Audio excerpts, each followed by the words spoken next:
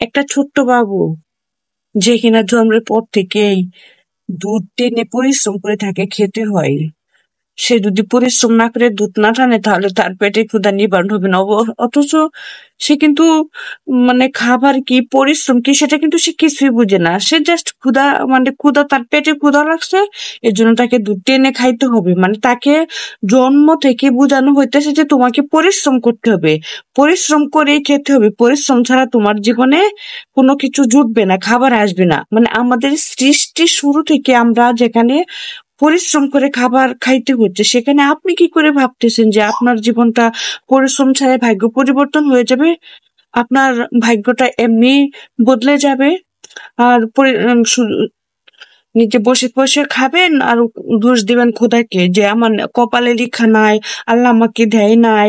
অথচ আমাদের সৃষ্টির শুরু থেকে আল্লাহ আমাদের পরিশ্রম করে শিখিয়ে দিছেন। পবিত্র কোরআনে কোন একটা আয়াতে লেখা আছে, আল্লাহ ততদিন পর্যন্ত না মানুষের ভাগ্য পরিবর্তন করেন যতদিন পর্যন্ত মানুষ নিজে পরিশ্রম করে। হ্যাঁ, আপনার ভাগ্য ততদিন পর্যন্ত ঠিক এমনই থাকবে যতদিন পর্যন্ত না আপনি পরিশ্রম করবেন, নিজের ভাগ্য নিজে পরিবর্তন করবেন।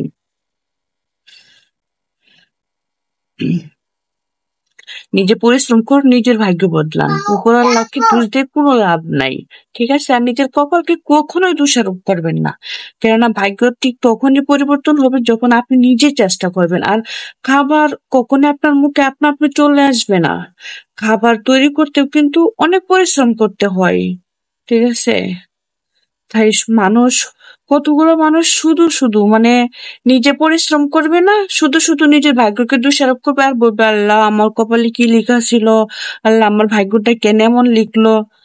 মানে শুধুই ওরা হচ্ছে অলস অলস টাইপের মানুষ। আপনি দেখবেন আপনার চারপাশে আছে, এমনকি আমাদের আনাচে গুনাচে অনেক মানুষ আছে, এমন আমার কিছু বন্ধু বান্ধব আছে এমন যে কিছু করবে না, সারাদিন অলস ভাবে দিন কাটাবে আর দোষ দেবে যায় নিজের ভাগ্যকে, আমার ভাগ্যে নাই।